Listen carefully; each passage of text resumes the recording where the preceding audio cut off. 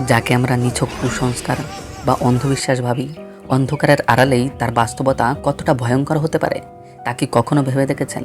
এক অভিশপ্ত জন্ম, শরীরের ভর করা অনাবিষ্কৃত অশুভ শক্তি, আর প্রতি পূর্ণিমার রাতে বেঁচে থাকার জন্য কাঁচা রক্তের তীব্র খিদে, রহস্য, রোমাঞ্চ ও ভয়ঙ্কর কালাজাদুর লড়াইয়ের ভরপুর এমনই এক হাড় হিম করা গল্প আজ আপনাদের শোনাবো।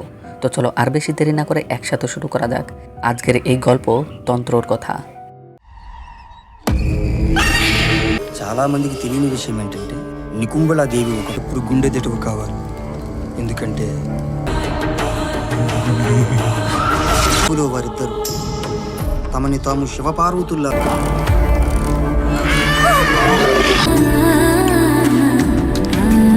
భావించి సంగమిస్తారు.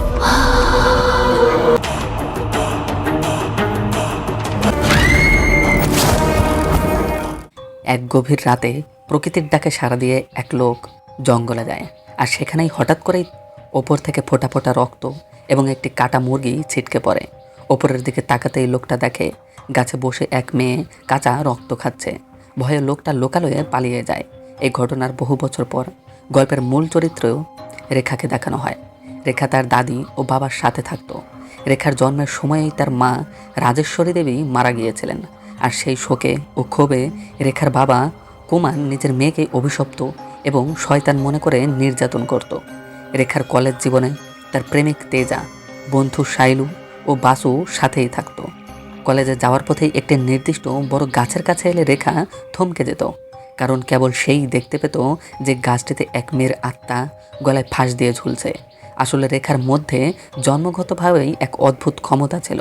সে আত্মাদের স্বচক্ষে দেখতে ও তাদের সাথে কথা বলতে পারত। তেজা এসব প্রেতাত্মায় বিশ্বাস না করলেও পজিটিভ ও নেগেটিভ এনার্জিতে বিশ্বাস করত। কলেজ শেষে তারা তেজার ধুপি মামা শঙ্করের কাছে গেলে শঙ্কর বিভিন্ন উদাহরণের মাধ্যমে কালাজাদু ও আধ্যাত্মিক শক্তির বাস্তবতার কথা তাদের বোঝায়। সেদিন রাতেই রেখা ঘরে ঘুমাতে গেলে বেশ কয়েকটি অশুভ আত্মা তাকে হঠাৎ আক্রমণ করে বসে। ভয় পেয়ে ঘোরের মধ্যে দিয়ে রেখা ঘুমের ঘোরেই রাতে হাঁটা শুরু করে। পরবর্তী রাতে রেখার কানে অদৃশ্য এক কণ্ঠ বারবার রক্ত চাওয়ার শব্দ ভেসে আসে। সেদিন ছিল পূর্ণিমার রাত। উপায় না পেয়ে রেখা নিজের পা কেটে গ্লাসে রক্ত রেখে দেয়, আর সকালে উঠে দেখে গ্লাসের রক্ত খালি হয়ে গিয়েছে। পরদিন কলেজে শাইলুকে দেখেই রেখা বুঝতে পারে শাইলুর পেছনে ঝুলছে এক ভয়ানক আত্মা। মৌলভী বাবার নিয়ম অনুসরণ করে পরীক্ষা করতেই দেখা যায় শাইলুর ওপর মারাত্মক কালাজাদু, পাতাল কুট্টি করা হয়েছে। এই সমস্ত কথা যখন রেখা তেজাকে জানায়, তখন তারা মিলে তেজা শাইলুর পরিবারকে সতর্ক করে যে আজ থেকে 12তম রাতে শাইলুকে বলপূর্বক শ্মশানে নিয়ে বলি দেওয়া হবে। তার সাথে এক তান্ত্রিক সম্ভোগ করার চেষ্টা করবে। শাইলুর পরিবার পাত্তা না দিলেও ঠিক 12তম রাতে একা ঘোরের মধ্যে শাইলু শ্মশানের দিকে হাঁটা শুরু করে। শাইলুর ভাইদের সাথে তেজাও শ্মশানে গিয়ে দেখে এক ভয়ঙ্কর তান্ত্রিক শাইলুর সাথে দুষ্কৃতির প্রস্তুতি নিচ্ছে।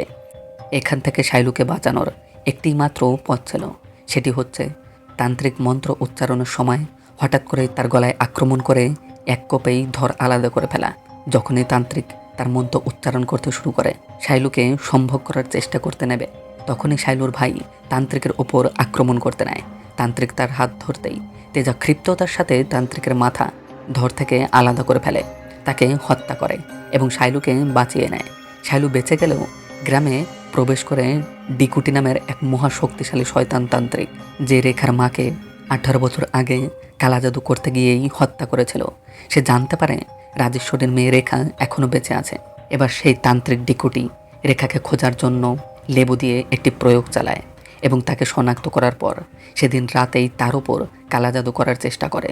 কিন্তু অলৌকিকভাবে দেবীর ওপর হাত রেখে রেখা সেদিনকার মতো বেঁচে যায়।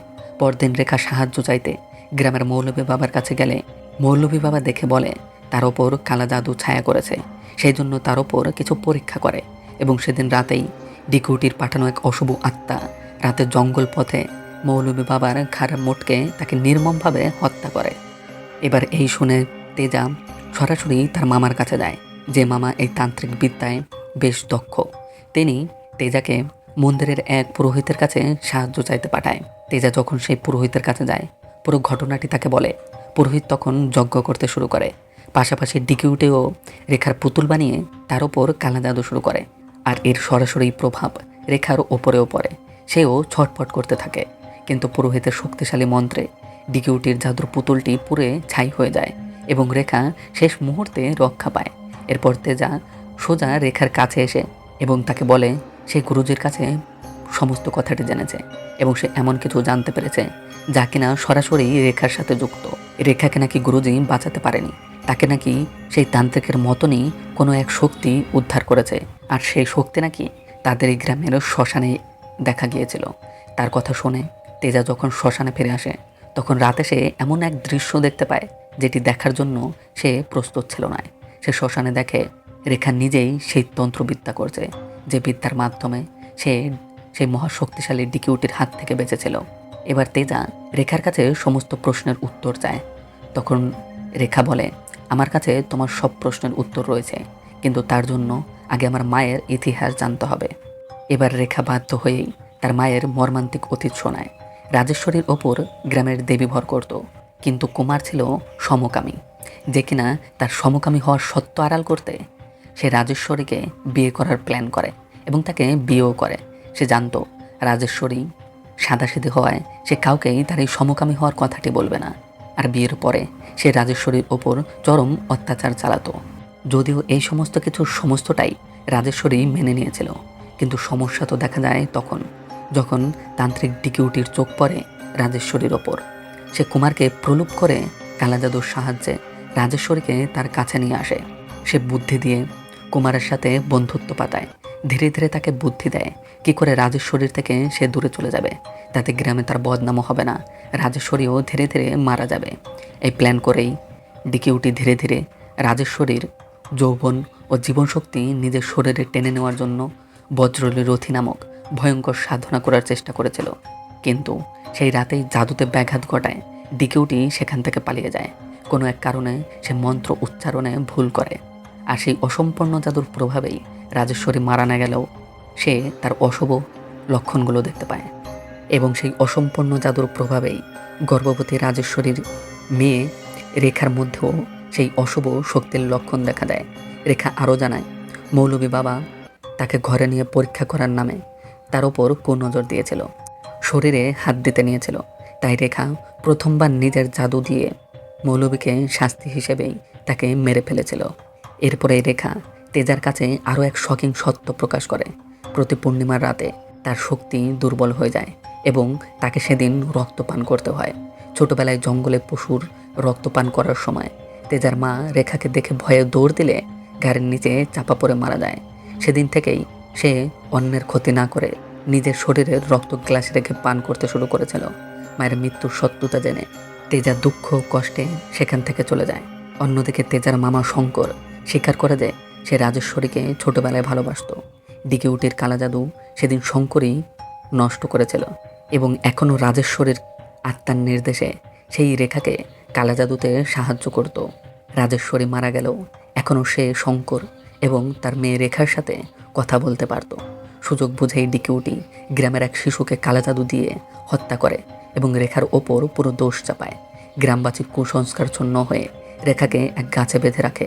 গভীর রাতে রক্ত নাবে দুর্বল হয়ে পড়া রেখার শক্তি কেড়ে নেওয়ার জন্য ডিকিউটি তার চূড়ান্ত সাধনা শুরু করে। তেজা সেখানে বাঁচাতে আসলে তেজাকেও সে অবশ করে দেয়, কিন্তু তেজা তখন মা কালীকে দেখেই নিজের জিভে কামড় দিয়ে রক্ত রেখার মুখে ছিটিয়ে দিলেই রেখার রক্ত এক ফোঁটা পান করেই তার সমস্ত অলৌকিক শক্তি ফিরে পায়। দুই তান্ত্রিকের তুমুল যুদ্ধের মধ্যেই রাজেশ্বরীর আত্মার নির্দেশে তেজা মাটির নিচ থেকে লুকিয়ে রাখা এক বিশেষ অস্ত্র দিয়ে ডিকিউটির মুখে আঘাত হানে। এতে ডিকিউটির দাঁত ভেঙে যায় আর সে সঠিক উচ্চারণে মন্ত্রপাঠের ক্ষমতা হারিয়ে ফেলে। সাথে সাথে ডিকিউটির নিপীড়িত আত্মারা এসে তাকেই ছিঁড়ে খুঁড়ে মেরে ফেলে। ডিকিউটির ধ্বংসের পর রেখা তেজাকে বোঝায় যে তার মৃত মা কখনোই তাকে ঘৃণা করতো না, বরং খুব ভালোবাসত।